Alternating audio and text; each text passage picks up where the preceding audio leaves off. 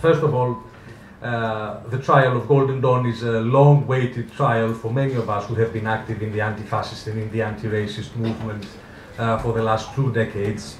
We all knew, it was a common secret in Greek society, that Golden Dawn was perpetrating criminal acts, quite serious ones: murders, attempted murders, arsons, heavy bodily injuries, and so on. It is a very bad sign that what needed to happen was the murder of Pavlos Fissas, for the state authorities to lift what was actually an impunity, a state of impunity of Golden Dawn members, and for them to face justice. Actually, the political project of Golden Dawn is not about politics, it's not about political persuasion, it's not about winning elections, but it is about building a paramilitary structure, what is known to be the battalion squads, the tagmata efodu in Greek, who will be able to control neighborhoods, small neighborhoods in the beginning, who will first attack immigrants. This has been the case in the last years, but then they will target the enemies of the organization, which are, according to the National Socialist beliefs, the Nazi beliefs of the organization, all the people who are subhumans. Subhumans from people who are immigrants, who are of different nationality, who've got different sexual orientation, but also people who are leftists, who are Democrats, who are anti-fascists, anarchists, who oppose the Nazi organization. It will not be easy inside the court. We know that. The Nazi organization has resources that the victims of the fascist violence don't have, don't contemplate. The Nazi organization has more than 100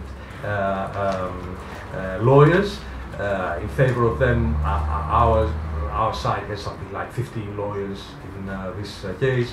Our side is obviously not paid by our clients, who are not able to pay money to be present in this trial, whereas the other side, lots of the lawyers who will be part of this case are staff in the parliament for MPs of the organization, which means that they are being paid by the Greek parliament.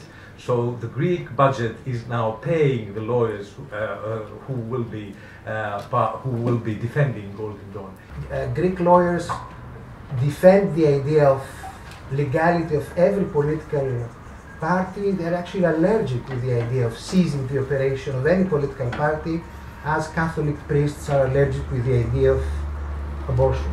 We cannot stand the idea that you can ban the operation of a political party here due to the dictatorship. Because the dictatorship until 40 years ago actually was banning the communists. So ever since, we deny that. Major departments and of state institutions, particularly charged with ensuring public order, have not been prosecuting members of the Golden Dawn, even if they were provokingly committing crimes. I particularly here refer to the police and the judiciary, but you can also find links of the far right with the Greek so-called deep state within the Greek church, or to a lesser extent the Greek army. Unlike similar formations in Western Europe, Golden Dawn has never been a party of outsiders, a pariah organization. It has always had its supporters within the police, the state, the judiciary, and the church, and this did not change when the organization made it into the Greek parliament. An isolated, stigmatized, humiliated, defeated country provides the excellent, fertile soil for the consolidation of Nazism. So actually that will be my argument. And this is my argument when I meet Germans today.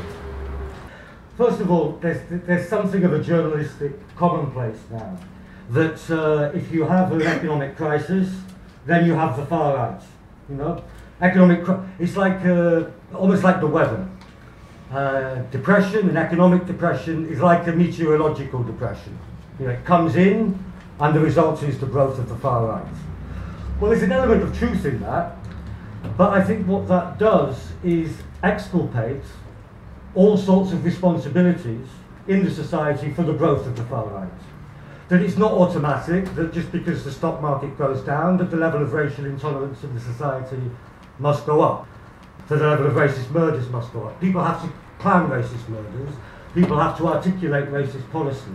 As the borders within Europe came down, within the Schengen area, so higher and higher went the barbed wire around the continent. It almost became the condition for the free movement within the Schengen area that more and more Asian, Middle Eastern and African bodies must be sunk to the bottom of the Mediterranean. What I mean is that this expansion of Europe, even in the good years, was predicated upon the exclusion of another. Here is the press that plays a crucial role for the publicity of this trial, which is really crucial at this point. It's the thing that really gives the security around the trial, around how this is in the midst of our awareness locally in Greece, but also internationally. And I think it concerns all of us in the broader sense. As it has been already mentioned, it has infiltrated police, church, army, and the justice system. And the media, until the moment they were arrested, were promoting in different ways Golden Dawn as a lifestyle, as common humans, as an ordinary people, until the murder of Pavlos Fyssas in September 2013. The police and the justice were observing. There was no motion against Golden Dawn. Golden Dawn had impunity, and the media were promoting it. That was the reality. We were freaking out. Some media, not all media. Yeah, the mainstream media, let's say. Many of the mainstream. I think the majority of the mainstream media were promoting. That's my opinion. We can have a debate on it. The true leader of the fascists now in Europe is Mr. Putin. And Marine Le Pen, Wilders and all the others are on the payroll of Mr. Putin. And I think it's a bloody shame that your Prime Minister is going to Mr. Putin on May 9 and is making all kinds of pleas in the EU that we should have less sanctions to Mr. Putin. We also know that New Democracy and Golden Dawn were discussing and negotiating an alliance.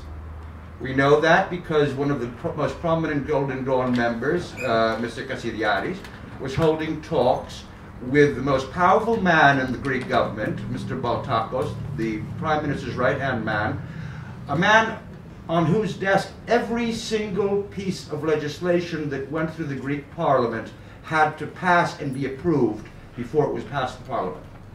He was conducting negotiations with Golden Dawn, and he said to Mr. Kasidiaris that it was the Prime Minister who was responsible for prosecuting Golden Dawn. In any other country, Mr.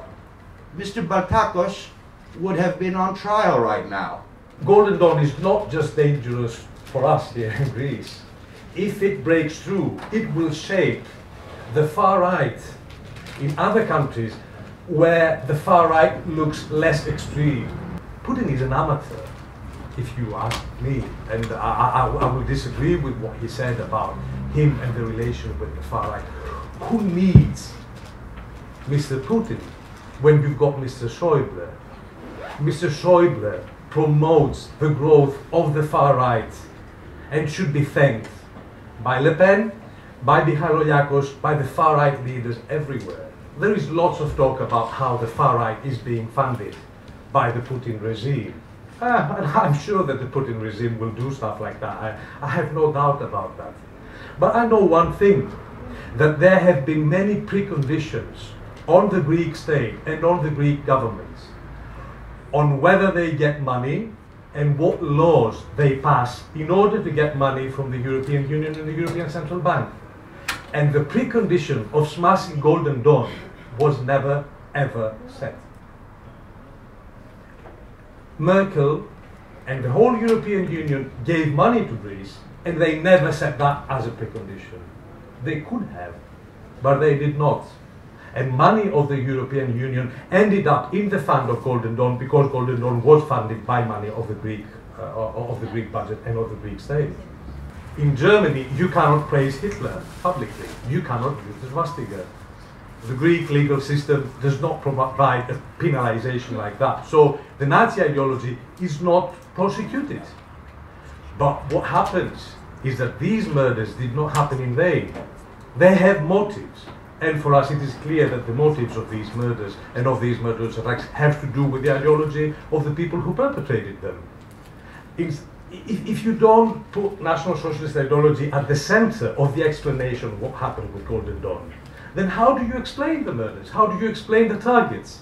We will resist the effort that will take place inside the courts to depoliticize the trial, to say that this trial has to do with just some penal prosecution, some murders, some attempted murders, and that's it. No.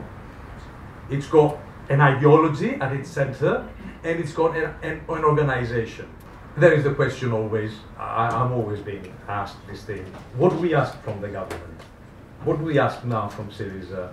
Now that we've got a different government, we've got a government where the old situation has changed, and the old situation is the way that our friend described.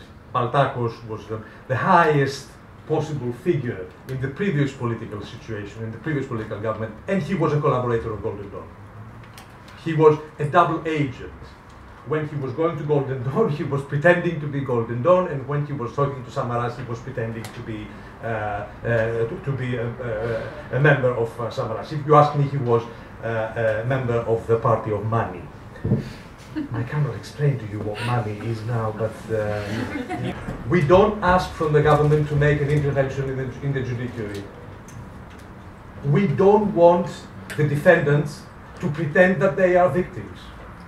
This is why I am totally in agreement with what Dimitri said about the defendants having their rights. We will be in that court and we will ask for the defendants to have all their rights. We want all of them. This is a strange case. This is a strange court which is happening right now. We are the people and we are lawyers of the civil action, of the victims, and we are asking for this trial not to take place inside the prison. We want that to take place inside a courtroom. This is normally an intervention that the lawyers of the accused, that the lawyers of the defendants would do in any case like that. But they're not making it.